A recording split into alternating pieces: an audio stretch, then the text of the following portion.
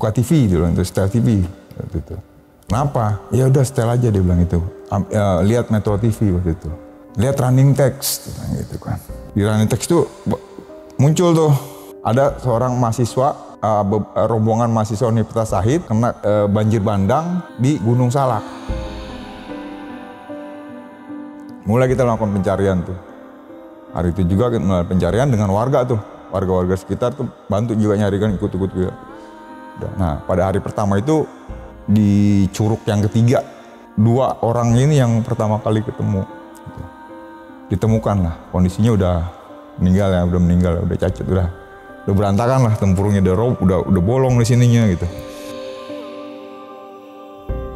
Tinggal pakai celana jeans doang, masih inget saya celananya jeans hitam, mau asal celana jeans hitam. 2 orang laki-laki, udah patah-patah, tangannya udah kemana-mana, terus ininya juga tempurungnya udah bolong, dan nggak jauh dari mayat itu tempurungnya tuh masih ada tuh.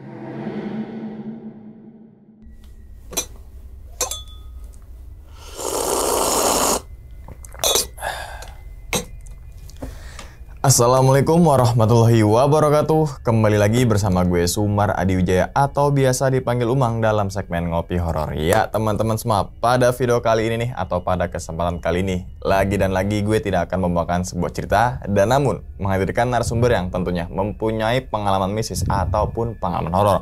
Nah, di samping gue nih udah ada Bang Jalu. Waduh, Abang, gimana Bang kabarnya Bang? Bang sehat Bang ya? Alhamdulillah Bang. Abang gimana Bang kabarnya Bang? Baik Bang ya, alhamdulillah. Salam untuk teman-teman dan juga keluarga di rumah nih Bang. Oke. Nah, sebelum Bang Jalu menceritakan, saya ngucapin terima kasih banyak nih ke Bang Jalu karena udah jauh-jauh datang gitu kan ke daerah sini untuk membagikan pengalamannya Bang ya. Bukan bercerita tapi membagikan pengalamannya yang insya Allah banget ya teman-teman semua. Di balik pengalamannya Bang Jalu, teman-teman semua bisa diambil pelajarannya. Nah, Bang, terakhir naik gunung kapan Bang? Masih aktif gak Bang tahun-tahun sekarang? Udah tahun-tahun sekarang enggak, 2013 sih terakhir. 2013, 10 tahun yang lalu Bang. Iya, Rinjani. Udah stop. Udah stop kenapa Bang? Stop. Hah? Ada urusan dapur apa gimana nih? Ya, bicaranya waktu ya. Waktu, iya sih. Kerja. Iya gak? Tapi ada keinginan untuk naik gunung lagi Bang? Iya itu pasti. Justru sekarang keinginannya sama anak. Gitu, anak kebetulan udah mau SMA, yang satu lagi mau SMP. Wih, camping dulu apa gimana nih? Kalau camping sih udah sering. Jadi ada waktu camping ya kaki-kaki gunung aja. Oh iya, tapi belum sama anak-anak naik gunung. Muncaknya yang belum gitu. Muncaknya belum. Muncak ini mau rencana tahun depan lah mungkin. Tahun depan ya, pas lah umurnya juga ya, gitu kan. Gitu. Jadi karena kemauan dia juga. Oh, kemauan, bukan ajakan orang tua nih ya. Anak-anaknya justru anak-anaknya kapan kita itu. Biasanya kemauan orang tua Bang, oh deh biar sefrekuensi naik gunung itu. Ternyata ini kemauan anak-anaknya nih. Anak-anaknya yang minta. Oh, oke. Nah Bang, kalau boleh tahu nih Bang, pada video kali ini Bang Jalu akan membagikan pengalaman saat kejadian di mana nih Bang? Kejadiannya itu tepatnya di Gunung Salak ya. Tepatnya lagi di Pamijahan, daerah Pamijahan. Itu apa namanya? Curug Ngumpet lah kalau Curug Ngumpet. Oke. Ya, nah, gitu. Itu kejadian itu tahun berapa itu Bang? Ini udah lama nih. Berapa itu Bang? 2004. Wih, 2004 Desember, tepatnya Desember tanggal 19 kalau saya nggak salah ini ya. Keingetan saya tanggal 19. Desember 2004. 19 tahun yang lalu. Iya, Oke. Nah, kalau boleh tahu lagi nih Bang, saat kejadian tersebut intinya aja nih Bang, ngalamin kejadian apa sih Bang? Sampai akhirnya teringat sampai sekarang gitu Bang. Kejadiannya itu kebetulan ini adik-adik kita di kampus ya, kebetulan kita di organisasi kemapalaan ya, Mapalan Mahasiswa Pencinta Alam di sebuah universitas kampus di Jakarta Selatan. Jadi ini masih junior adik-adik tapi bukan di Mapalanya, bukan di anggota Mapal, tapi dia memang mahasiswa Universitas Syahid gitu. Yang pada saat itu mereka melakukan pendakian, mungkin rombongan nih kayaknya, gitu, rombongan. Jadi mereka itu kejadiannya kalau menurut ceritanya mereka dari Cidahu naik turun di situ.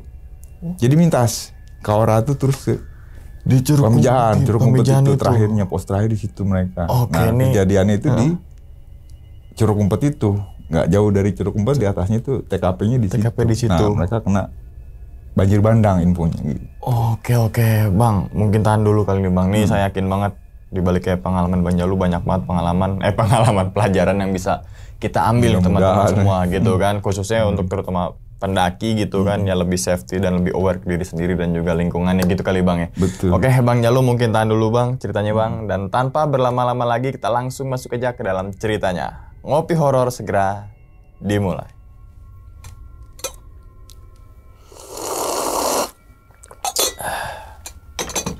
Siga.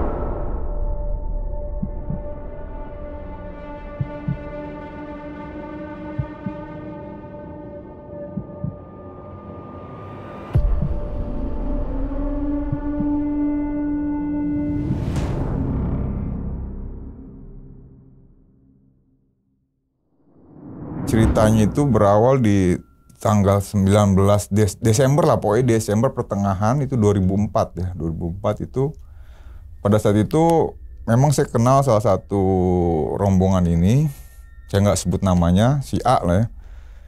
Waktu itu kita lagi di kampus, persisnya di ya biasa tongkrongan kita lah ya di kampus itu. Nah saya ketemu sama si A ini nih gitu. Pada saat itu dia bawa tas keril, kalau nggak salah berempat saya lihat mereka di pos security itu di depan gerbang kampus kita itu. Karena kebetulan saya kenal sama anak ini, saya tanya saya tanya kayak siapa dia, mau kemana, saya bilang gitu kan, bawa keril gitu kan, mau ke Cidahu Bang, mau berangkat Cidahu, mau apa ya, mau camping. Karena kondisinya pada saat itu kan Desember itu hujan tuh, curah hujan cukup tinggi ya, makanya saya bilang hati-hati musim hujan nih, saya bilang gitu. Cuma itu aja sih, udah, oke Bang. Mereka jalan lah tuh, udah berjalan. Nah, jadi setelah beberapa hari kemudian kondisinya masih di kampus nih, gitu. Di kampus kita biasa teman-teman organisasi Mapala di kampus itu pagi udah menjelang subuh tuh saya pulang ke rumah. Nah, pas sampai di rumah itu udah terang lah, udah mungkin sekitar jam 6 atau jam 7 pagi lah ya, saya udah nyampe di rumah. Tiba-tiba teman-teman telepon lagi nih dari kampus nih, anak-anak kampus, anak-anak organisasi kita telepon. Buka TV dia bilang itu, setel TV waktu itu. Kenapa? Ya udah setel aja dia bilang itu. Lihat Metro TV waktu itu. Udah saya buka TV kan, saya setel. Lihat running text dia bilang gitu kan. Oke, saya lihat saya tungguin running text tuh. Nah, waktu itu di running text tuh muncul tuh mahasiswa Universitas Syahid atau Mapala Universitas saya lupa tuh lebih detailnya. Pokoknya intinya ada seorang mahasiswa, rombongan mahasiswa Universitas Syahid kena banjir bandang di Gunung Salak. Itu running text-nya hanya itu doang tuh. Infonya seperti itu.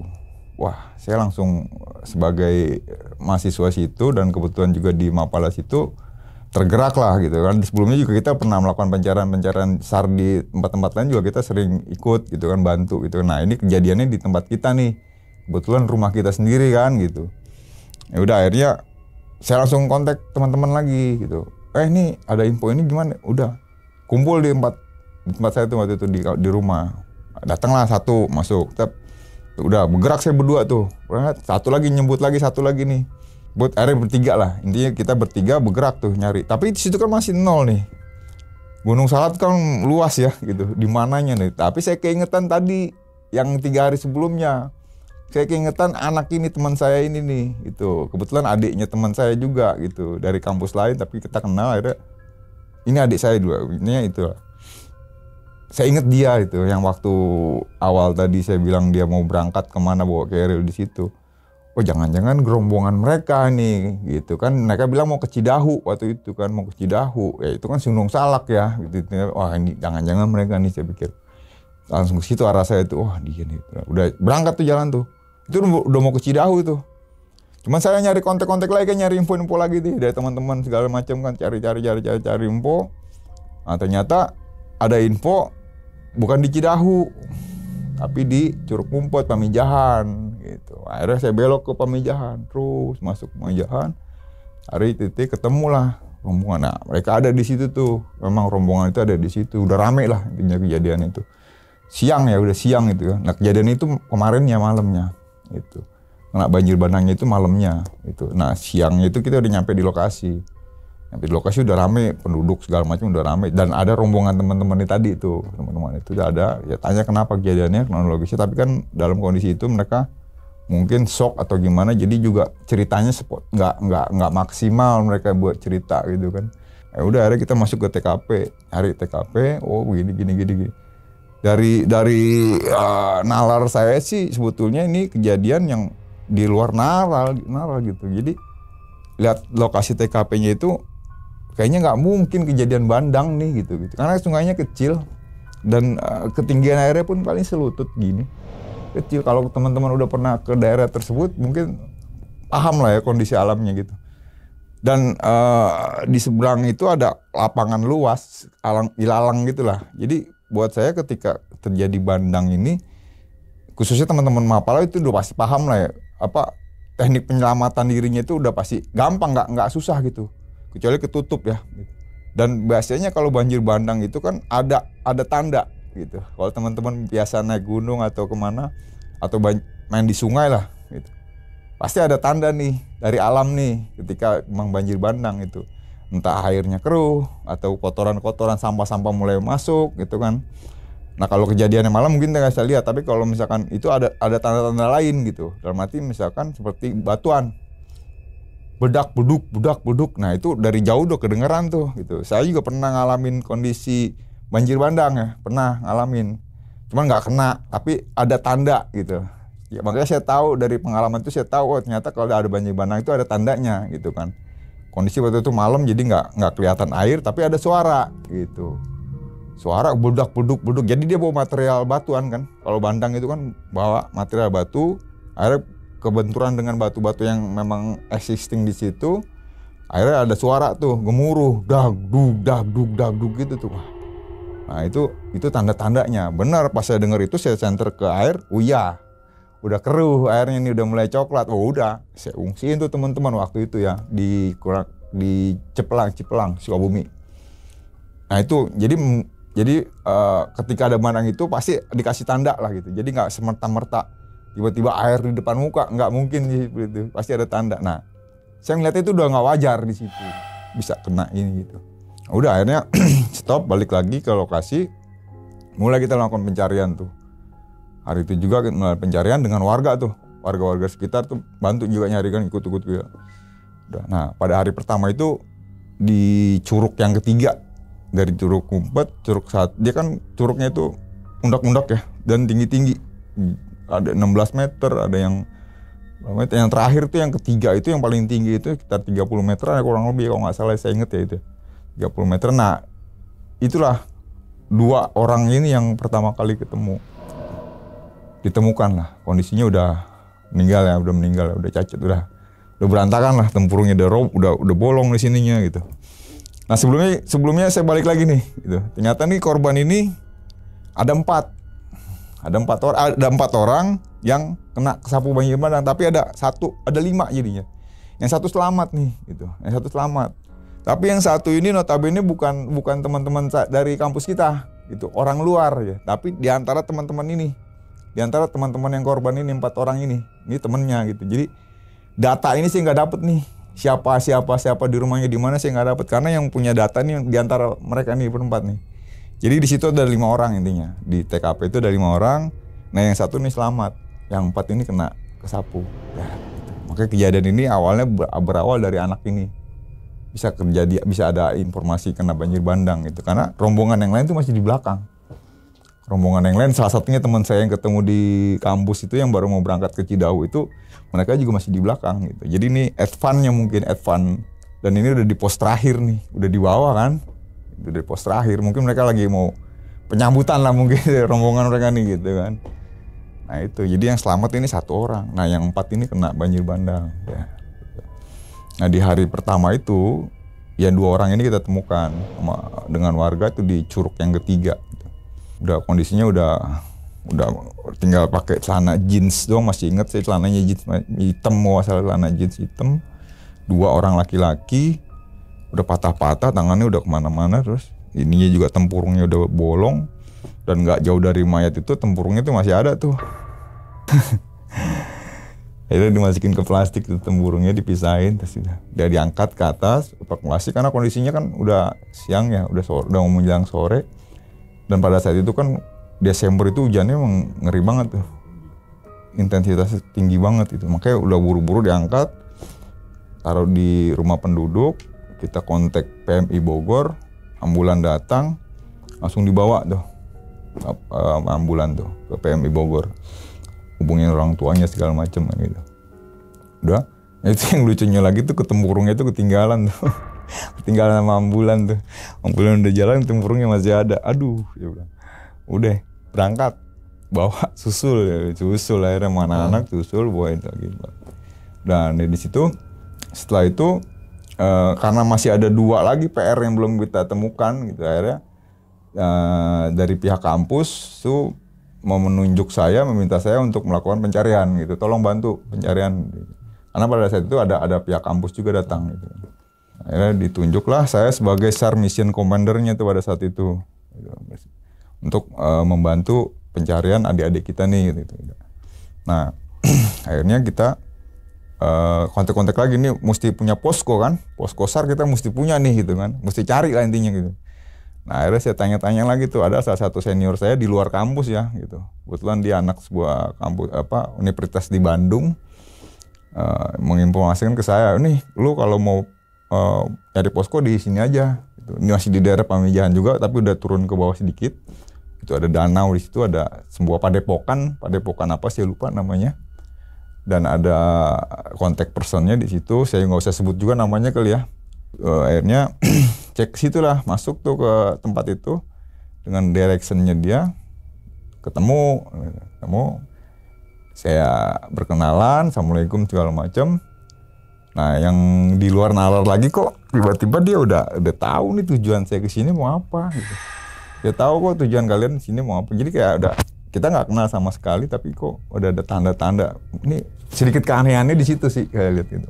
Cuman kan saya anggap lewat aja gitu. Oh ya udah gitu kan. Udah akhirnya dengan senang hati dia ngasih tempatnya dia, di situ ada pendoponya, ada saung segala macam. Tempatnya enak lah, itu padepokan, jadi emang benar-benar padepokan gitu. Akhirnya dia udah mengizinkan. Akhirnya saya balik lagi ke TKP, bawa teman-teman yang lain masuk ke tempatnya padepokan itu. Dan di situ kita taruh barang-barang segala macam. Teman-teman dari Jakarta juga banyak yang datang, kita arahin ke situ. Karena menjelang udah mau sore kan, waktu itu udah mau sore, ya kita beres-beres di situ, udah. Nah pas maghribnya itu, setelah maghrib lah ya, udah mulai gelap, entah lupa maghrib atau isya, saya lupa gitu. Oh udah malam. Karena tadi awalnya masih belum istilahnya baru sekedar ini doang, akhirnya pas maghrib atau isya itu saya datang lagi ke rumah utamanya yang punya padepokan ini kan gitu. Saya datang lagi buat silaturahmi lebih detail lah ya, lebih dalam gitu kan. Nah itu udah diterima sama dia, kita duduk di depan rumahnya itu di terasnya. Selang berapa lama istrinya yang punya tempat ini keluar bawa minuman tuh, kopi gitu kan, ya, kopi taruh di meja gitu kan. Udah, kopi, silakan. Selanjutnya tuh dia duduk tuh di sampingnya si Pak ini, si yang punya padepokan itu. Udah gak lama, selang berapa menit kemudian, nah ini mulai nih, apa namanya bahasanya, dia kayak kerasukan gitu si ibu ini gitu.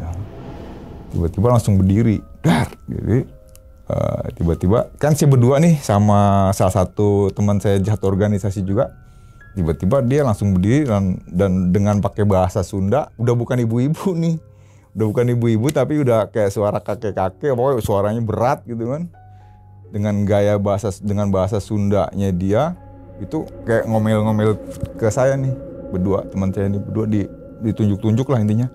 Pokoknya lama itu dia tuh, akhir kurang lebih 15 menit kali dia berdiri tuh sambil ngomel-ngomel tuh dengan melotot matanya. Saya ngeliatin sampai nggak berani saya ngeliat mukanya gitu. Sampai nggak berani ngeliat ngadep mukanya gitu. Pertama kali pas dia ngomel-ngomel gitu baru ngeliat itu langsung nunduk, saya nggak berani komentar atau apapun gitu. Saya diem aja karena ngeliatnya nih, ini bukan si ibu nih, saya bilang ini bukan si ibu nih, ini kayaknya udah dari dunia lain saya ngeliatnya gitu kan. Udah kita duduk aja kita tungguin, dia ngomong sambil ngomel-ngomel tuh, bahasanya ngomel-ngomel, bukan ngobrol bahasa enak gitu, nih kayak bahasa marah nih, itu kelihatannya emang intonasinya intonasi marah lah intinya. Walaupun saya nggak begitu paham dengan bahasanya ya gitu, tapi intonasinya intonasi marah karena ada gaya-gaya nunjuk-nunjuk ke saya gitu kan, nunjuk-nunjuk gitu. Udah nggak lama itu dia jatuh tuh, gitu kan. Jatuh pingsan nggak sadarkan diri, kayak penutupan kayak udah ditutup kayaknya. Tuh akhirnya si bapak ini angkatlah ke dalam, bawa ke dalam ruangannya, terus keluar lagi. Baru dia ceritakan di situ kondisinya. Yang tadi itu si A gitu. Nyata leluhurnya dia.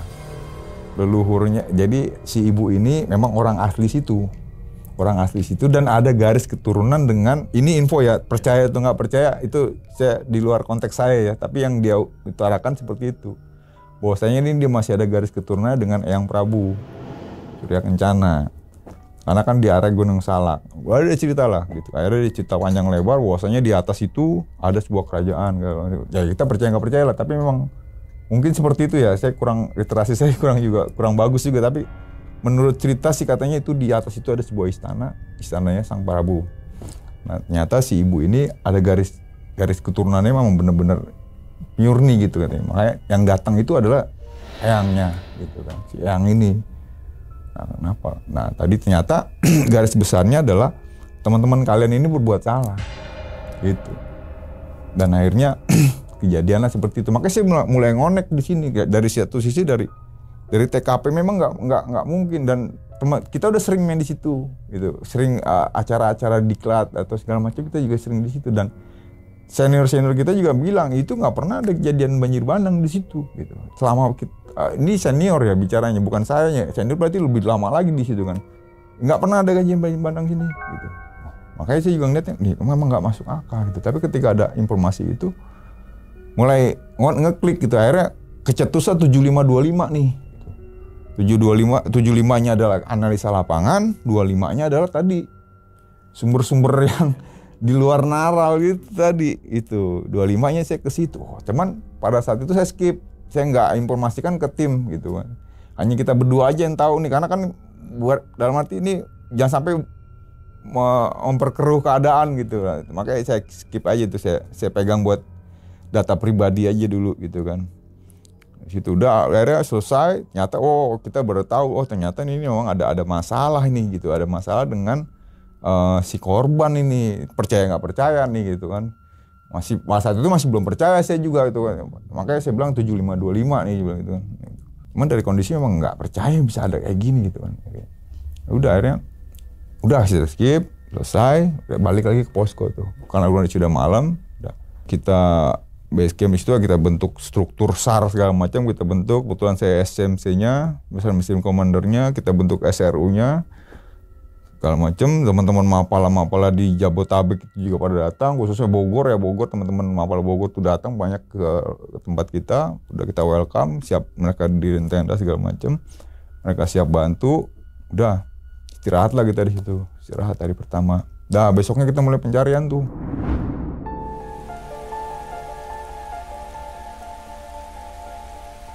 Karena kondisinya pada saat itu Desember ya, memang kondisi curah hujannya tinggi itu, jadi memang setiap hari itu pencarian gitu nggak maksimal kita, gitu. Pencarian SAR itu kita nggak maksimal karena akses areanya itu di sungai, karena TKP-nya kan sungai gitu. Jadi search-nya itu kita titik berat kita di sungai gitu, nggak mungkin kita main-main ke hutannya gitu karena kejadiannya di sungai, makanya area pencarian kita di sungai gitu. Itu ngeri-ngeri sedap juga karena kondisinya hujan terus, hujan gede banget kan gitu. Jadi jam 8 kita sebar nih SRU kita nih ke titik-titik semua, cepat berangkat semuanya. Jam-jam 12 siang kurang lebih ya, sampai sore itu udah hujan lagi. Jarak pencarian kita tuh nggak maksimal sih menurut saya gitu kan, tapi ya memang nggak bisa juga kita lakukan pencarian karena hujan gede banget, kita main di sungai gitu, makanya sedikit gitu kan pencarian kita. Akhirnya kita tarik mundur berapa hari terus, tapi tetap jalan gitu kan, nyisirin sungai terus, sisirin sungai gitu. Cuman, nah di hari hari ketiga apa hari keempatnya ya, hari ketiga kalau nggak salah ya, hari ketiga itu korban yang ketiga itu kita temukan siang. Jam siang lagi, kita jam 12 ke atas lah ya, sebelum sore, saya lupa tepatnya. Itu ditemukan udah cukup jauh tuh, udah mau ke damnya Lewiliang Bogor, dari atas ke bawah udah cukup jauh jaraknya tuh. Dia ada kayak semacam danau gitu, sungai sebelum dam lah gitu. Nah korban yang ketiga itu kita temukan gitu, kondisinya udah nggak karuan udah nggak berbentuk mukanya, aduh. Rambutnya udah kayak akar bambu, rambutnya juga, dan kondisinya telanjang, udah bugil. Kondisinya udah nggak ada selembar sehelai benang pun di tubuhnya itu udah nggak ada. Segitu dahsyatnya itu banjir bandang gitu kan. Dan kondisinya udah berapa hari dan udah gede itu mukanya, udah bengep dan pada patah-patah sih gue lihat.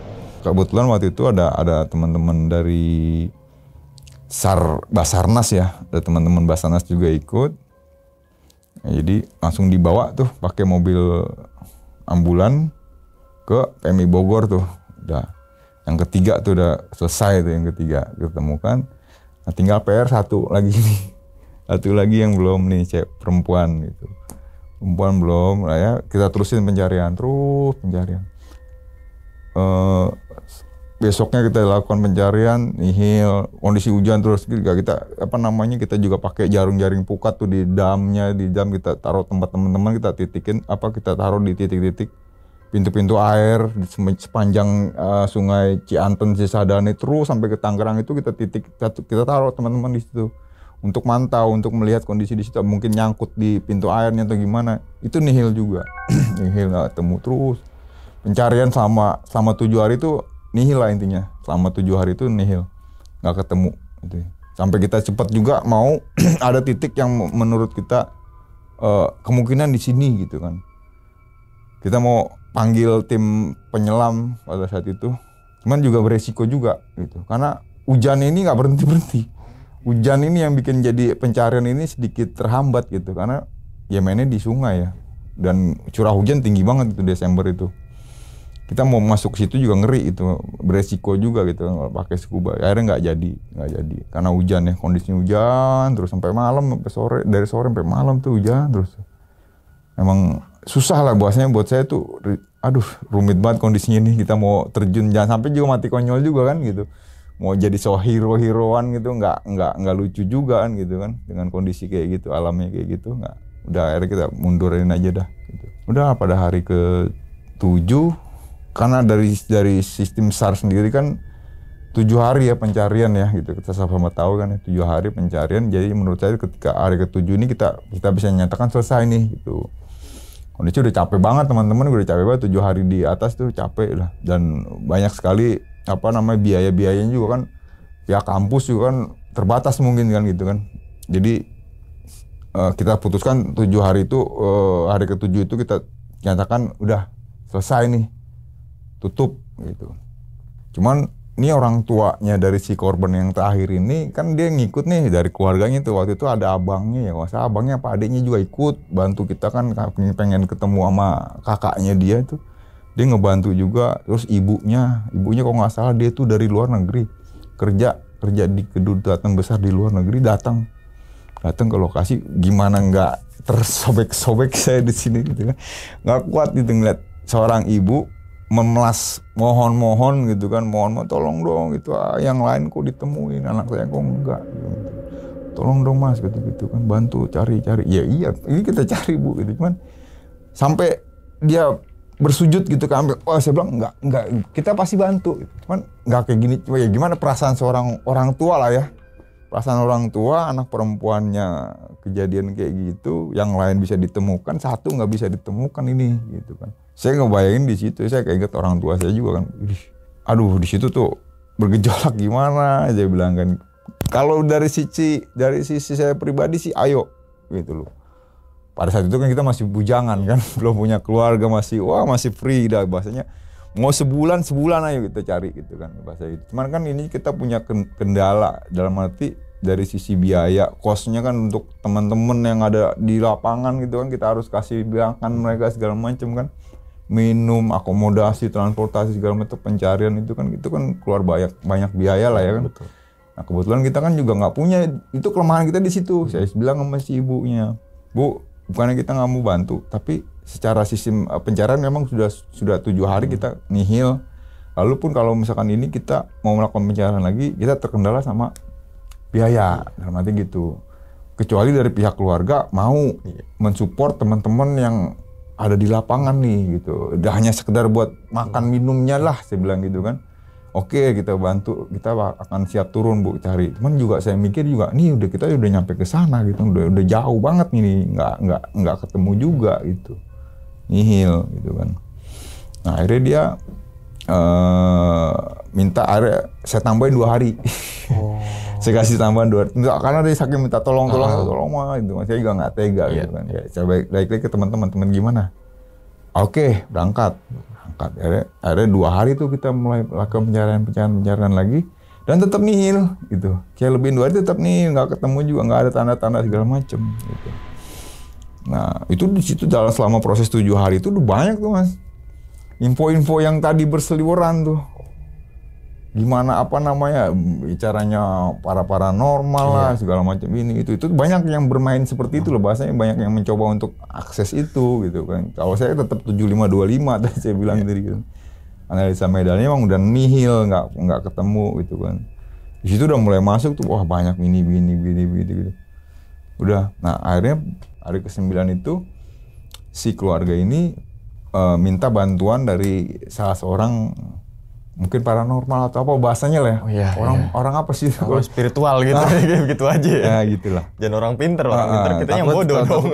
Kita bodoh kalau bilang. Iyalah, orang yang punya ilmu lebih lah mungkin ya. Ya seperti itulah, di luar nalar ini, di luar itu. Nah, akhirnya mereka mau make media itulah, gitu, make media itu. Akhirnya saya hanya mau mendampingi aja gitu kan. Karena ini prosesnya udah proses yang 25 nih. Udah bukan 75-nya lagi. Proses 25 ya monggo, saya bilang oke, kita bantu akan backup ke lokasi, ke TKP, kita bawa ke TKP. Nah, ternyata dia bawa bantal si korban. Bantal si korban. Makanya pada saat itu saya bilang sarbantal gitu. Sarbantal saya bilang itu teman-teman ya, celutukan teman-teman, sartal gitu. Jadi dibawa bantal ini. Bantalnya si korban yang di rumah, yang dia tidurin selama itu dibawa lokasi TKP. Bawalah kita berangkat ke sana ke TKP dengan bawa bantal tuh si ibunya bawa bantal dengan si bapak itu yang orang-orang itu. Udah si anterin tuh sampai ke TKP di titik-titik lokasi. Mereka ritual di situ. Nah, saya berdua nongkrong di belakangnya itu, karena bicara proses ritual yang hanya boleh menghadiri itu hanya pihak keluarga, dan pihak keluarga pun hanya harus yang sedarah infonya ya pada saat itu. Jadi kayak bukan saudaranya, bukan siapa-siapanya kan, makanya saya mundur, saya hanya mau mendampingi aja, yang lihat kondisi aja di situ.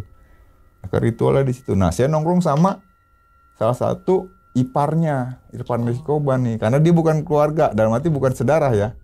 Akhirnya dia nggak boleh ikut gitu. Akhirnya dia duduk sama saya di belakang tuh. Dari hari keberapa si omnya iparnya si korban ini emang udah ikut pencarian gitu, udah datang ke lokasi. Jadi kita sedikit kenal lah ya jadinya. Makanya kita nongkrong lah di belakang tuh sambil nungguin ritual mereka tuh.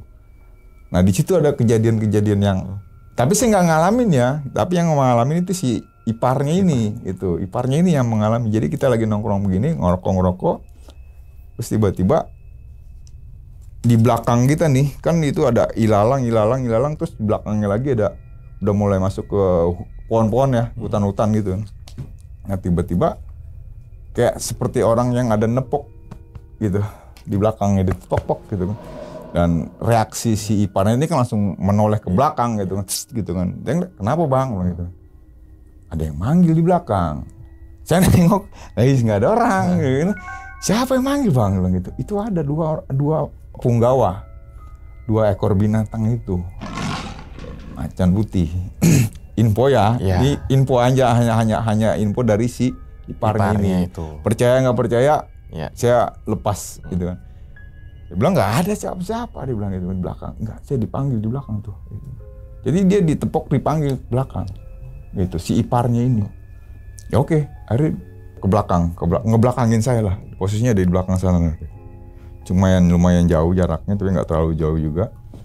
Dan dia duduk bersila di situ. Jadi saya memantau dua nih.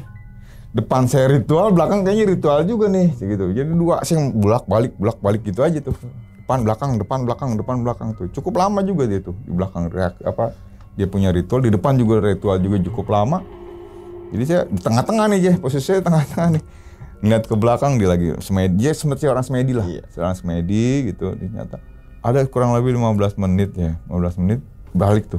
Nah, balik langsung duduk di samping saya. Yang ngeliatin seperti kayak orang habis maraton. Kayak orang habis maraton, kayak orang tersengal-sengal gitu, kayak narik napas panjang gitu kan. Kenapa bang? Saya bilang gitu kan. Itu saya suruh bakar rokok lah biar lebih rileks gitu. Rokok dulu bang, rokok. Udah ngerokok, baru dicerita gitu. Iya ternyata ada 2 ekor macan putih yang manggil si abang ini gitu. Terus kenapa bang? Gitu. Iya ternyata diceritakanlah gitu. Diceritakanlah kejadian kenapa ini adiknya gitu loh. Ternyata ada informasi nih dari 2 punggawa ini gitu. Dari punggawa ini ada informasi bahwasanya adiknya dia ini ya tadi sama dengan di awal tadi. Yang kesurupan itu ya? Yang dari yang punya tempat itu Padepokan sama. Kalau kita nggak kenal loh. Karena saya skip nih, saya diemin aja kan saya nggak. Nah, saya baru tahunya itu kelanjutannya itu pas di ritual itu. Baru tahu kelanjutannya. Kok ngonek ya? Ceklok gitu kan. Informasi dari Padepokan si ibu itu yang notabene garis keturunannya si Eyang dengan si iparnya ini keplok gitu. Ngeklop ya. Infonya sama ya. Iya, gitu. Iya. Berarti ada sumber lain yang kecuali mungkin di skenario atau enggak sih gak ngerti ya. Tapi pada yang saya hadapin itu bahwasanya ini nggak ada yang kenal sama sekali satupun. Di awal saya juga nggak kenal dengan si yang punya Padepokan itu, hanya dapat informasi ini buat posko. Terus masuk ke ranah itu, informasinya begitu, garis besarnya begitu, sama dengan yang ipar itu. Iparnya itu yang dipanggil 2 punggawa macan putih itu gitu. Buat saya kan jadi sebuah pertanyaan gitu. Dan akhirnya mau nggak mau mempercayai itu gitu. Wah bener ya, kecuali memang udah settingan nih, mungkin lain lagi ceritanya gitu kan, karena emang nggak kenal sama sekali kan gitu kan. Dan informasinya bener ya, ternyata si korban ini berbuat salah gitu. Dan saya menganalogikannya adalah dia ditangkap polisi gitu. Karena lu berbuat salah, lu gue tangkep gitu. Bahasanya gitu. Analoginya adalah lu gue tangkep nih. Gitu. Mungkin bahasanya rohnya gue tangkep. Tapi secara jasad mungkin tadi ke sapu bandang gitu. Secara ini jasadnya lu sapu bandang karena lu bandel gitu. Infonya gitu. Tapi secara detailnya kenapa-kenapanya dia berbuat apa nggak detail gitu. Tapi intinya lu berbuat salah, nih adek lu buat salah nih gitu loh. Gue tangkep nih adek lu nih gitu bahasanya gitu. Ada di atas dia. Di istana, di penjara lah mungkin di situ ada penjaranya di atasnya, dibawa nih satu orang ini, gitu. Satu orang ini dibawa atas. Kalau lu mau ini, lu harus naik ke atas. Bahasanya si abang ini begitu. Jadi adek gue nih buat salah nih. Gua nggak mau nerusin berbuat salah apa, gue nggak mau. Gitu. Maksud, tapi gue punya pendapat sendiri sih, ada menyimpulkan sendiri sih. Gue punya simpulan gue kenapanya itu gue punya simpulan sendiri. Intinya nih anak berbuat salah nih, gitu. Berbuat salah dan mereka harus menghadap gitu. Bagaimana caranya menghadap bang? Gitu. Ya kita bikin ritual. Nah ritual lagi nih saya bilang, aduh, gue campur deh kalau urusan ini. Terus terang aja gue takut deh kalau urusan ini kan. Terus terang aja culun gue bang kalau udah urusan dunia goib itu saya nggak punya apa-apa dan nggak bisa ini. Ya udah silakan bang, gue bilang gitu kan. Kalau saya dari sisi ini saya cukup sampai di sini aja gitu kan gitu. Nah, jadi intinya mereka nih harus melakukan ritual untuk menyelamatkan si korban yang tinggal satu ini. Entah menyelamatkan kayak gimana juga gue nggak ngerti. Kan gitu kalau dari sisi logikanya 75-nya sih ini udah meninggoy. Udah hancur lebur lah buat gue itu kalau cara ininya ya. Tapi menurut dia kalau lu mau menyelamatkan dia, lu harus ke atas, itu ke istana, menghadap lu. Berarti kan bahasanya ngeri ya. Ngeri ya. Yang minta Prabu naik ke atas untuk menghadap gitu loh. Bahasanya sama aja kayak lu dipanggil presiden gitu. Iya. Melalui ajudannya gitu. Ajudannya Iya. datang manggil lu gitu. Pihak keluarga nih gitu. Datang lu ke atas gitu. Waduh. Jadi buat gua ini pengalaman baru gitu, Bang. Ih, bener kayak gini ya. Dan ini kan sejarahnya memang udah ada gitu, sejarahnya si Eyang memang udah ada dan baru ini gua nyaksiin dan bukan yang melihat ya, tapi mendengar langsung gitu kondisinya dan ngeklop gitu dari informasi yang dari satu ke informasi yang dari satu lagi ngeplok sama gitu. Sama persis gitu kejadiannya seperti ini sama gitu. Wah. Onek gitu dan gue baru mempercayai oh iya kali ya gitu gitu tapi memang nggak nyata di mata gue nggak nyata ini udah itu akhirnya mereka mau melakukan itu cuman mereka akan ngobrol dulu gitu kan proses ritual di depan masih jalan nih gitu. Yang pakai bantal itu masih jalan nih sartal. Nah yang gue berdua pribadi ini masih ngekip nih udah nanti tinggal lo obrolin aja lah wasis dengan keluarga mau gimana kan gitu kan gimana nanti kita bahas aja gitu udah. Akhirnya proses itu kita ikutin dulu tuh. Nah, selesai proses tuh. Nah, jadi mereka itu bantal ini ditaruh di TKP di sungai. Sungai ditaruh di atas sungainya. Jadi analoginya kalau bantal ini berhenti, kondisinya berhenti, disitulah ada korbannya gitu loh. Bahasanya seperti itu. Ini diibaratkan di bantal ini si korban. Ketika bantal ini berhenti di suatu tempat, itu kemungkinan di situ ada mayatnya, gitu. Kemungkinan ya. Cuman dari logika saya sebenarnya, ya kalaupun itu kelihatan dong dari kemarin juga kelihatan orang segini kan gitu kan. Iya, betul. Segini kan pasti kelihatan dari kemarin juga kita cari pasti ketemu ada di situ.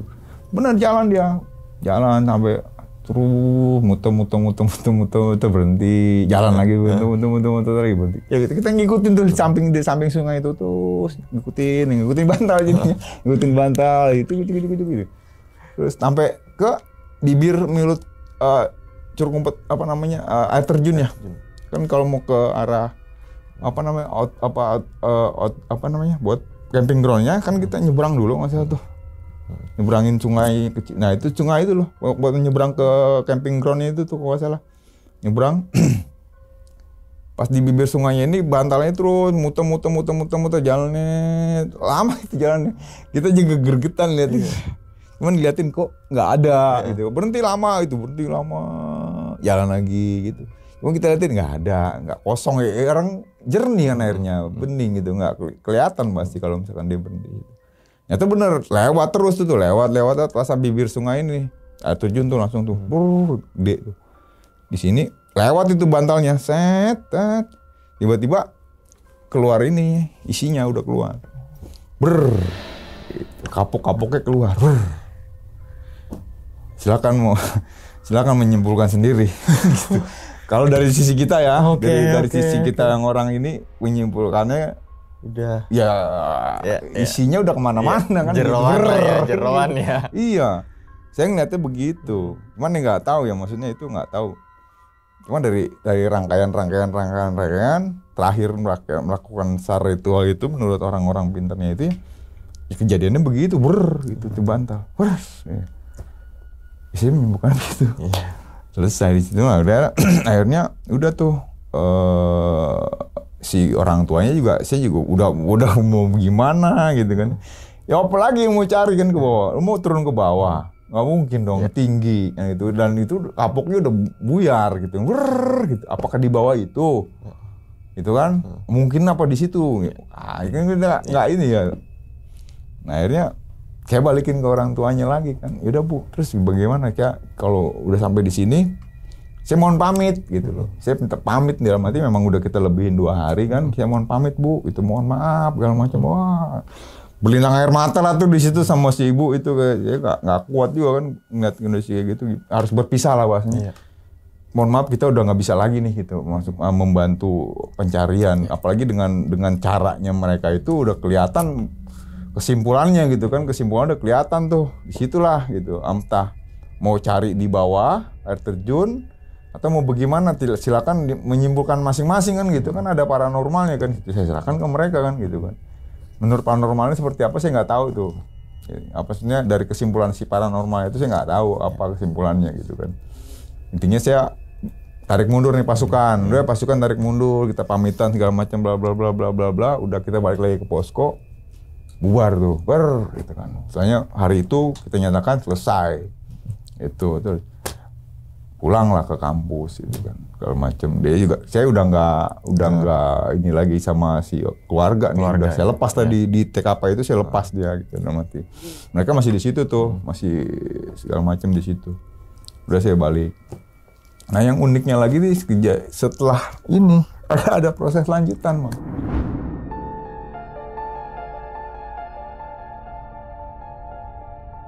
Proses lanjutannya itu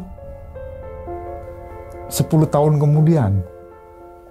10 tahun kemudian. 2014. Ya kurang sekitaran lebih itu ya. Kurang lebih saya juga lupa. Pokoknya pada saat itu saya masih bujangan. Pas kejadian itu anak saya udah 2. udah dua anak tuh. Intinya saya udah berkeluarga lah intinya pada saat itu. Tiba-tiba ada pemuda dari Pamulang. Dari Pamulang dia datang ke kampus kita. Malam-malam tuh. Kampus itu udah 10 tahun kemudian, kurang lebih 10 tahun kemudian lah ya. Saya juga tepatnya lupa itu. Tapi udah lama deh tuh. Pokoknya saya masih bujangan, sekarang udah punya anak gitu kan, udah lama tuh. Itu datang lagi tuh ke kampus tuh. Terus nyari-nyari saya. Nyari kampus kita. Udah diterima, kebetulan di sekret itu ada anak-anak, ada teman-teman, ada adik kita di kampus tuh. Dan nelpon lah adik-adik kita, "Bang, cariin lu." Siapa? Si A gitu kan. Nggak kenal siapa dia, tahu dari Pamulang kata gitu kan, dari Pamulang. Oh siapa? Nggak kenal gue bilang gitu kan.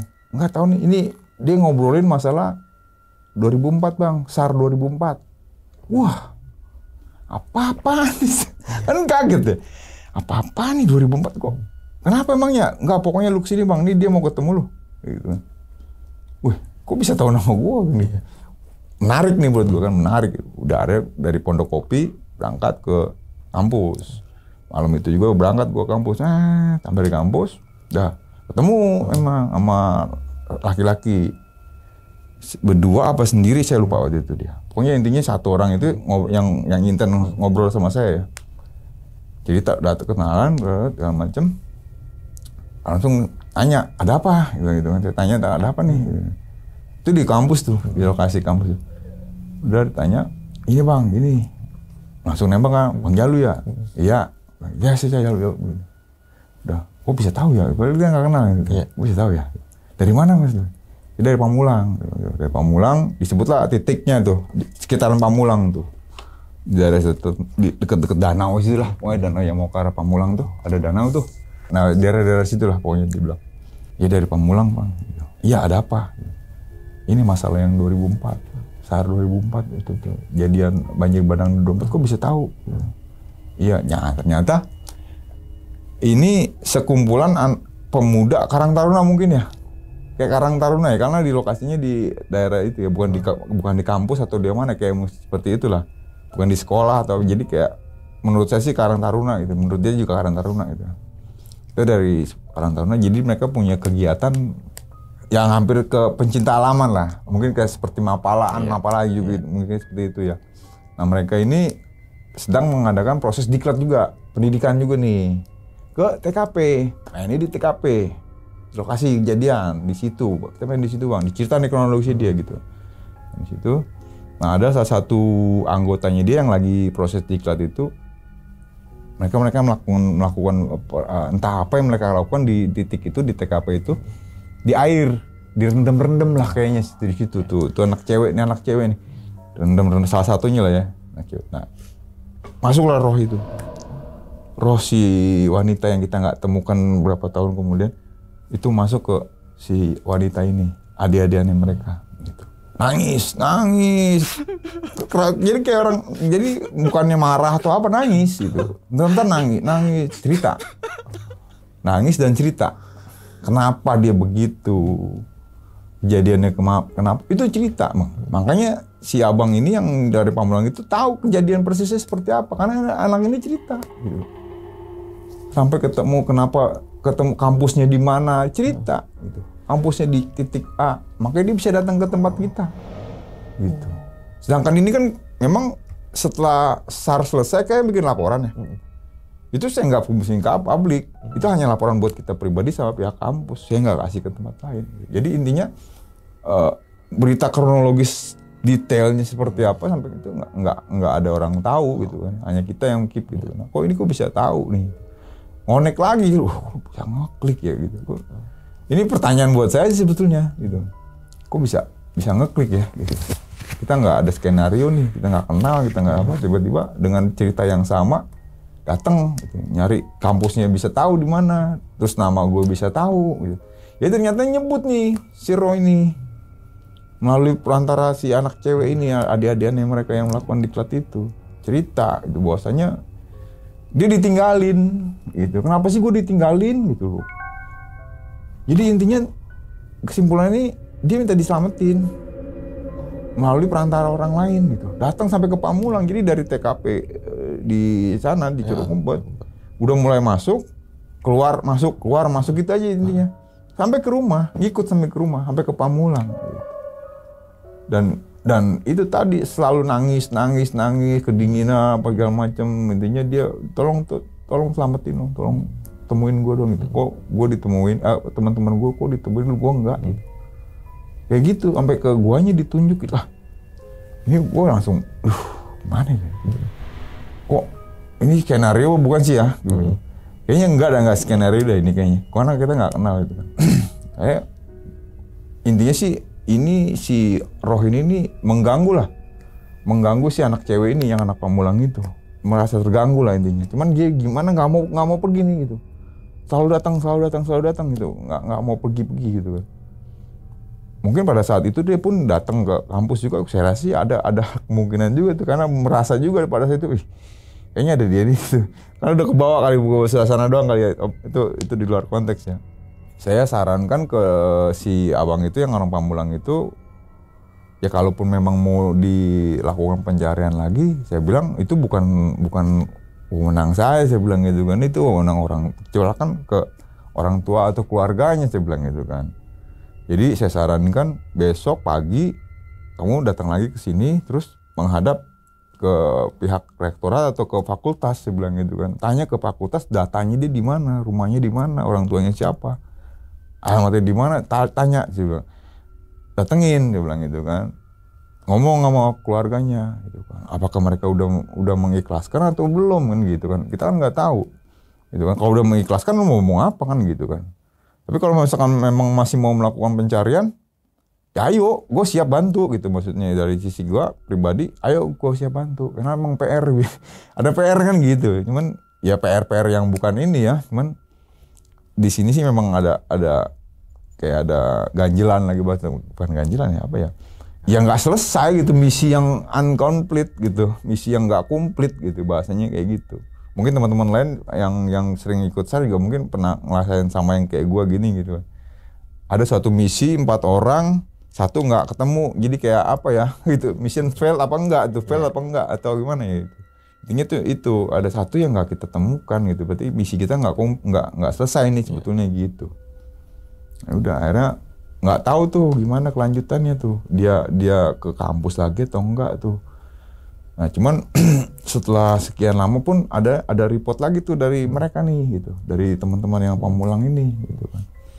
Dari teman-teman Pamulang saya kontak, ternyata mereka itu akhirnya nggak ke keluarga, tapi mereka melalui jalur lain nih, jalur lain mungkin sama seperti tadi paranormal lagi.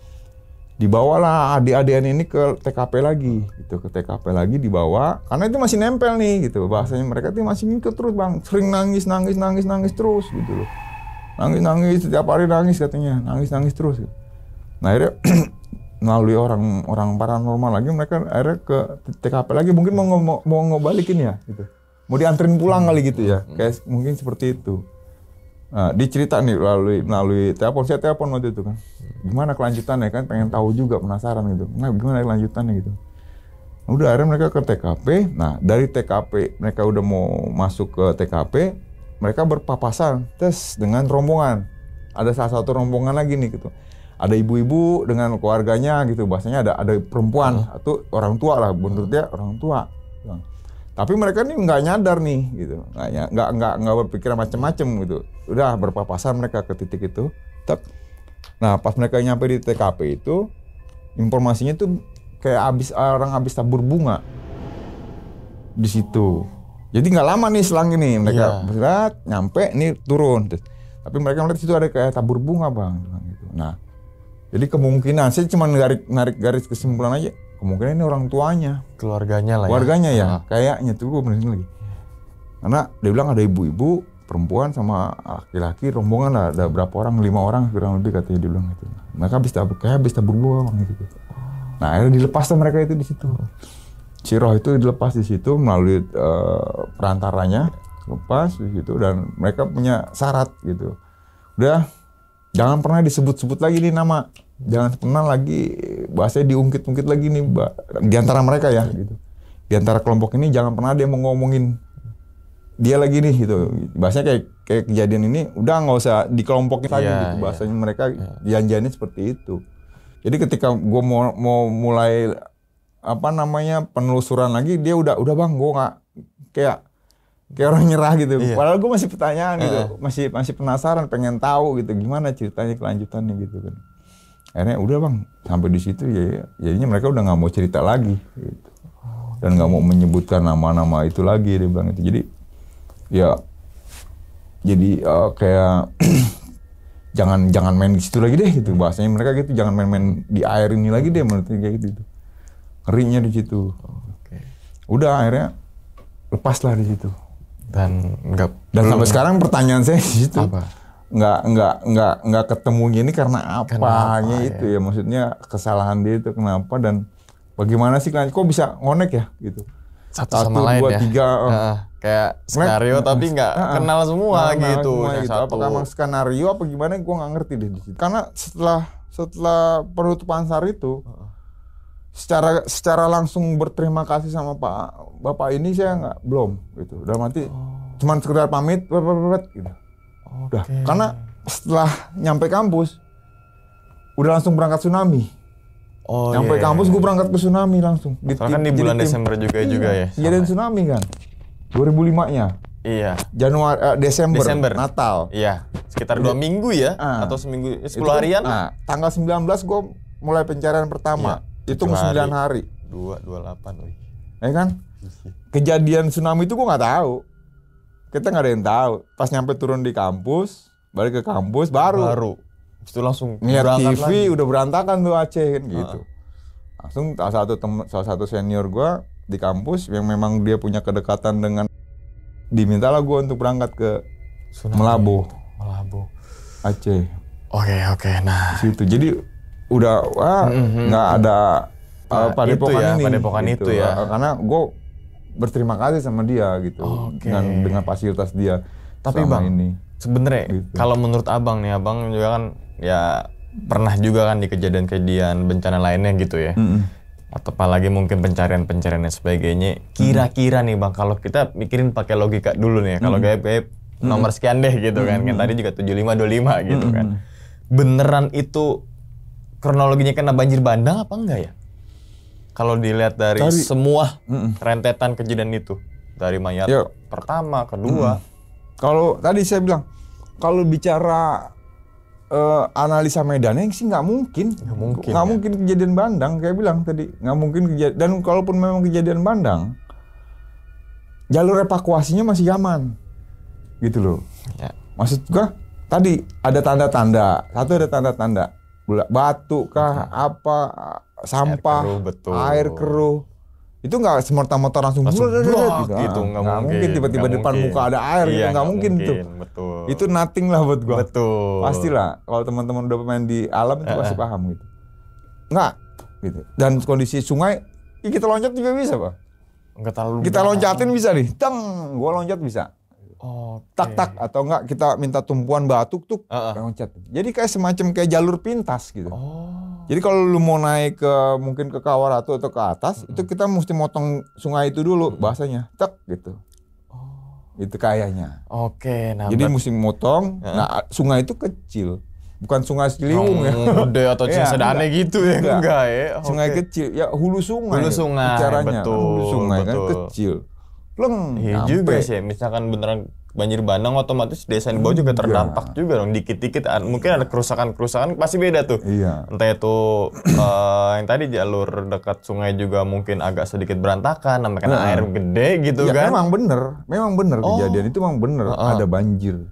Tapi cuman maksud saya adalah apalagi teman-teman yang memang belajar tentang pendakian gunung atau apa, mereka pasti diajarin, dibekali dengan namanya orientasi medan survival dan lain-lain terkait bekal buat naik gunung lah gitu. Pasti dikasih pemetaan segala macam kan, kontur segala macam. Ya pasti paham gitu. Pasti dia akan tahu kondisi kapan nih akan ada bandang, kapan enggak gitu. Dan untuk apa ya, nyelamatin diri juga pasti ada spare waktu kan gitu kan. Itu buat saya masuk akal banget. Ketika lu ada banjir bandang, lu lompat sedikit aman gitu. Lu tinggal loncat tik aman, udah nggak akan kena juga ya. Itu makanya gue bilang tadi, ini kok nggak masuk akal ya. Nah, tambah lagi dengan berita-berita tadi tuh, informasi yang 25% yang gue dapet tuh kok begini. Wah, ya udahlah gitu. Oke, nah gitu. Terus kan ada kayak namanya mayat yang di air kan kayak udah ngembang. Udah ngembang, udah bengkak, kayak nggak jelas lah gitu, nggak jelas saking kerendam berhari. Kita kalau misalnya nyuci motornya udah keriput-keriput yang sekian menit. Betul. Apalagi itu yang kalau mungkin yang 1 hari kan pertama 2 jenazah ini 1 hari ya, setelah 1 hari. Malamnya kejadian, besoknya ketemu. Tapi yang satu lagi sampai jauh. Udah jauh. Yang perempuan satu jauh. Wah. Itu juga udah gede mukanya, udah lumbung. Tapi angkat gitu langsung prol tuh. Masih belum sih, masih. Masih. Tapi udah hancur lah. Menurut saya udah hancur, udah kemakan juga. Entah kemakan, entah kena pocor, entah bersentuhan batu. Kayak udah kemakan sama binatang, biawak mungkin. Udah kayak bekas makanan. Bekas makan gitu ya. Nah, terus Bang, ini yang jadi suatu kanen juga sambil minum ada Bang, ada airnya Bang. Iya. Ada. Oke, siap. Ada. Ini kata teman-teman biasanya pas minum ada kok, silakan Bang. Terus juga gue teringat dengan salah satu gue pernah denger juga Bang masalah bantal itu. Jadi gue nonton YouTube-nya Kang Deddy Mulyadi, anggota DPR RI sekarang. Dia kan orangnya sering belusukan tuh ke desa-desa gitu kan. Deddy Mulyadi. Iya. Terus kemudian ada salah satu momen yang dimana anak dari warga mana yang hilang dan ternyata itu Bang dari pakai bantal juga untuk supaya cepat pulang. Berarti metodenya sama ya? Iya, sempat metode itu berarti bener ya? Gitu. Iya juga, dan itu juga daerah apa sih? Jawa Barat ya? Jawa Barat, Sunda lah, masih Sunda. Dan itu kita bilang kalau budaya enggak, tapi kepercayaan mungkin ya. Kalau budaya masa gitu Bang, kepercayaan kali ya. Iya lah, nggak tahu lah itu. Nggak apalah, pokoknya lah soalnya banyak juga yang begitu. Terus kejadian yang danau mana? Sukabumi? Batu Karut, remaja tewas di situ. Danaunya nggak begitu gede, mungkin waduk Bang ya. Waduk. Mungkin nama Situ Gintung dan Situ Gintung deh. Oh iya. Gitu kan. Udah ada 7 penyelam dengan dibantu dengan perahu karet 3 nggak diketemuin. Tapi ketika kita bilang yang paranormal, bantal jebret, nah ketemu. Naik. Iya. Itu. Tuh kan ya, gimana ya? Gimana ya? Tadi 7525 kok. Iya. Itu sedangkan potensi SAR itu kan gede banget gitu kan, apalagi sampai ada penyelam dan waduknya nggak terlalu gede, nihil kan? Nihil, bantal didiemin, lepas, ada. Oke. Percaya lah ya, udah berarti ya udah kita nyatakan gue percaya, terserah orang lain gitu, terserah orang lain, gue percaya gitu aja deh. Oke Bang, gitu. Terus apakah kita benar-benar asumsi aja nih Bang? Yang sebenarnya yang punya kesalahan nih keempat pendakinya salah satunya sih Bang? Itu sih yang mau tanya juga, sebetulnya sih mau nanya itu yang mau nanya. Karena kan bukan paranormal. Karena ada 4 nih, ada 4. Ketiga ketemu, satu enggak, gitu loh. Perempuan laki, sepasang lah ini, kita anggap lah sepasang. Iya, karena gitu. Cowok. Muda-mudi ya kan, sepasang muda-mudi. 4, 3 kita masih ada jasadnya kita temukan. Yang 1 nggak ada. Nah, pertanyaannya juga sama gitu. Ini biang keroknya apa kayak yang ini? Atau random atau gimana? Nah, itu yang memang kita harus ada yang tahu lah. Dan kita nggak bisa ngambil kesimpulan dengan hal itu karena nggak hasil otopsi dan sebagainya kan, kronologi lengkap gitu kan. Karena udah bicaranya kan udah dunia lain. Begitulah gitu. Iya. Itu tadi apa emang faktor utamanya di dia nih gitu. Kenapa akhirnya dia yang ditahan gitu, yang lain dilepas gitu.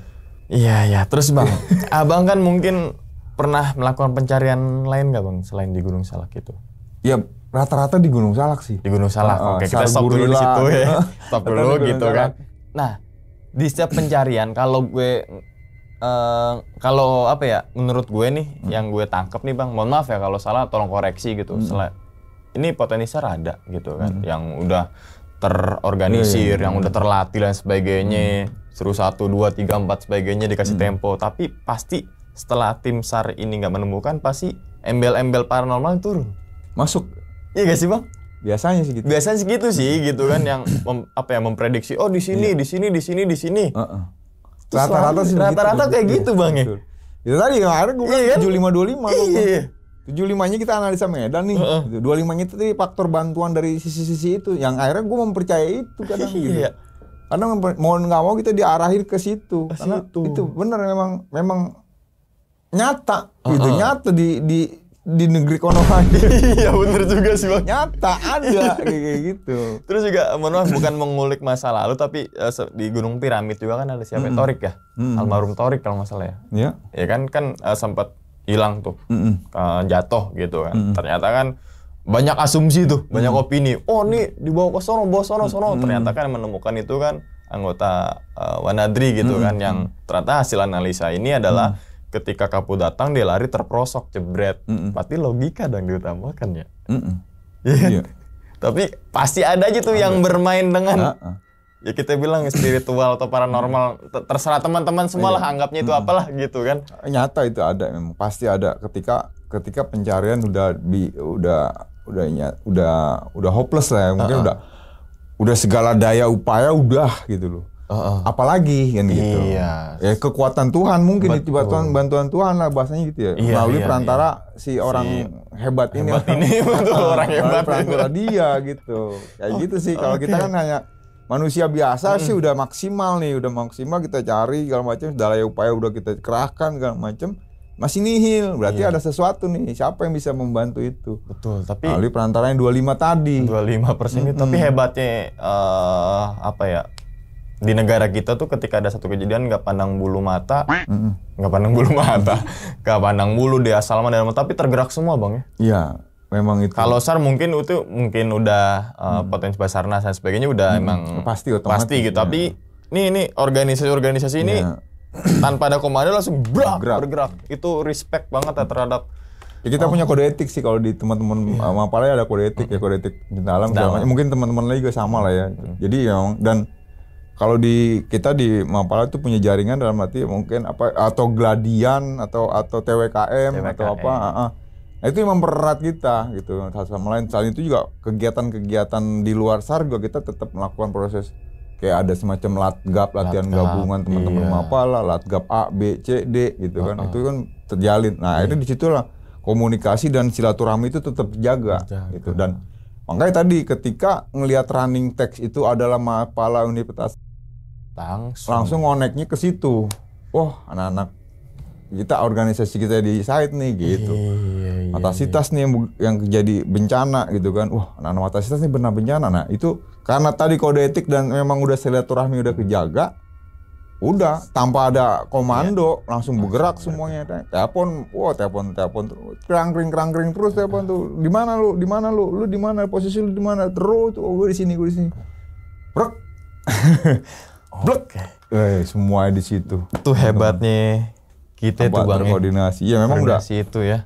Sebelum-sebelumnya juga seperti itu memang kejadian. Apalagi sekarang udah ada ketua umum kayak Mapala Jabotabek gitu kan ya. Kan pasti ada tuh. Iya, TWKM, PID, Pusat Informasi gitu Daerah, PIN, Pusat Informasi Nasional, itu memang udah mendata teman-teman Mapala yang ada di seluruh Indonesia lah. Indonesia, makanya, betul. Ya Untungnya ada untungnya dalam arti ketika ikut organisasi itu kita nggak khawatir nih kita mau ke ujungnya Indonesia segala macam pasti ada saudara gitu. Semua bersaudara. Itu sih enaknya gitu. Ya udah kita doakan deh untuk keempat korban ini semoga amal ibadah diterima nih Bang ya. Iya benar itu aja sih. Gitu kan, tapi Bang sebelum ditutup nih Bang videonya, kira-kira nih Bang, apa pelajaran yang bisa diambil atas kejadian tersebut Bang? Atau mungkin pesan ke teman-teman semua supaya lebih waspada gitu kan terhadap bencana-bencana alam lah, terutama kalau mungkin kalau naik gunung gitu Bang. Pesan saya sih ya dari kejadian ini, pengalaman ini adalah suatu tempat atau apa ya, kita mau aktivitas di outdoor atau aktivitas di gunung, hutan, gunung atau mau di tebing atau mau main di goa atau main di air sungai, intinya itu ibarat kita masuk ke sebuah rumah gitu. Jadi bagaimanapun kalau saya punya dikasih ajaran sama senior saya itu, kalau ketika lu mau main di suatu tempat atau mau melakukan pendakian, minimal lu stay dulu 1 hari. Stay dulu 1 hari di titik terakhir, di perkampungan terakhir lah bahasanya.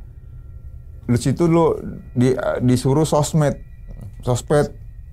sosialisasi pedesaan. Kita tidur dulu udah di rumah Pak RT atau rumah kepala dusun. Kita di situ dulu deh. Itu biasanya kita lakukan seperti itu. Jadi nggak main datang tek langsung naik tek, enggak. Kalau kita enggak.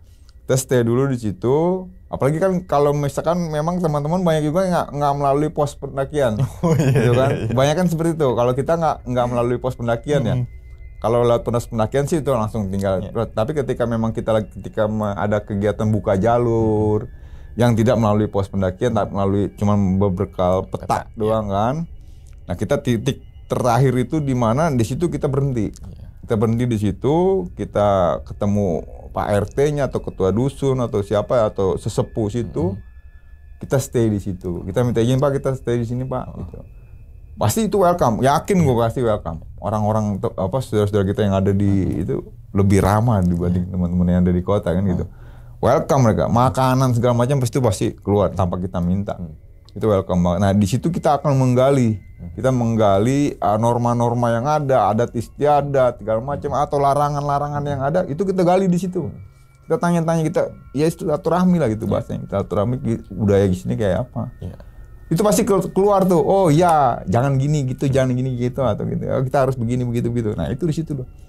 Jadi intinya lu assalamualaikum dulu lah, ketok pintu dulu gitu, mau kemana pun gitu. Jadi supaya ya tujuan kita mau kesini Pak, kita mau mendaki gunung ini, kita mau ke puncak ini gitu.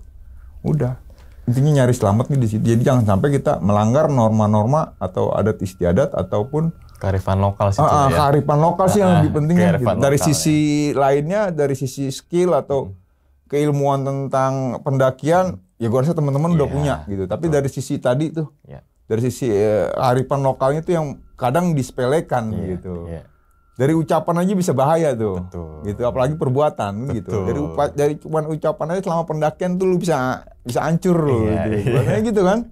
Gimana dengan perbuatan? Apalagi lu perbuatan yang melanggar norma-norma yang agama dan setempat ya kan. Iya. Masih cuman kesasar doang mah. Bonus tuh udah pasti.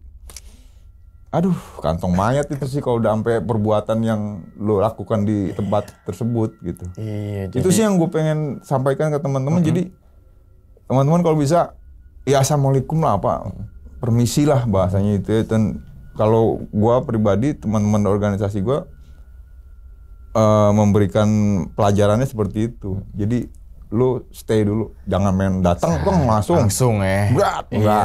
Lu stay dulu di situ. Bahkan kita punya desa binaan gitu. Sampai akhirnya itu kita punya desa binaan gitu. Daerah mana itu Bang? Masih di Salak, masih di Salak. Masih di situ ya. Karena ada kayak rumah sendiri situ ya. Ya akhirnya seperti kayak rumah sendiri. Kita akhirnya karena di titik terakhir gitu, di titik terakhir udah jauh dari penduduk. Tapi ada satu perkampungan kecil gitu. Dan memang masih kondisinya masih bener-bener apa ya? Ya kayak WC aja nggak ada gitu. WC-nya aja mereka kebuka. Gitu. Nah akhirnya ya karena awalnya kita ke situ sowan minta izin segala macam, dan kebetulan memang sesepuh juga, salah satu sesepuh. Akhirnya kita bikin kayak desa binaan, kita benerin di rumahnya, kita bikinin WC, kita bikinin musola, segala macam gitu. Tapi kan nggak langsung, setelah besoknya datang lagi, Step gitu ya. step by step. Gitu. Tapi di awalnya kita itu dulu gitu. Dari situ kita bikin macam-macam lah buat ngebantu mereka. Oke, itu yang penting tadi banyakkan juga kan mungkin ketika datang ke base camp ataupun ke gunung langsung misalkan datang jam 4 pagi subuh biasanya gitu Bang ya. Jam 8 buka tuh langsung jalan tuh. Nggak ada namanya apa yang tadi sosial ke penduduk gitu kan sebagainya gitu. Terus kita gali informasi literasi kepada penduduk gimana Bu minimal dipancing dengan Bu sekarang lagi musim apa Bu gitu kan. Itu kan gampang lah itu kan gampang bahasa basi yang tapi itu berbobot buat kita gitu kan. Selain teman-teman semua bisa naik gunung tapi yang nilai plus adalah dapat informasi mengenai penduduk sekitar teman-teman yang mau naikin gunung itu gitu kan. Terus budaya di sini apa sih Bu ya? Oh, kearifan lokal di sini apa Bu ya dan sebagainya. Itu yang nilai plus-plus-plusnya itu di situ ya Bang ya. Betul, menurut saya ya. Iya. Baik lagi mungkin teman-teman yang lain juga melakukan itu juga mungkin iya. Ya. Tapi kalau kita itu pasti melakukan itu. Seperti itu ya Bang. Iya. Supaya itu tadi menjaga itu aja sih buat tim kita nih bahasanya kalau rombongan kita nih ya nggak ada pergi selamat pulang selamat itu aja. Nyari keselamatan lah. Keselamatan dan memang kalau kita pergi ke alam bebas kan memang faktor resiko banyak banget dari A sampai Z itu kan. Kalau kita nggak ada persiapan ya mohon maaf kantong zen aja udah siap kan gitu Bang ya. Harus all in situ. All in.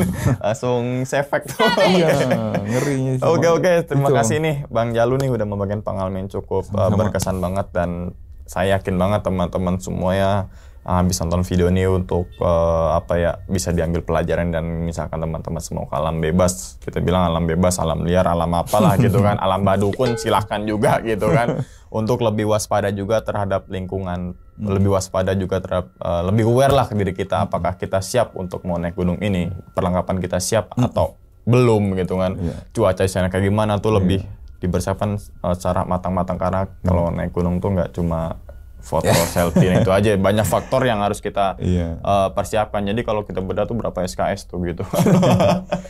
Oke.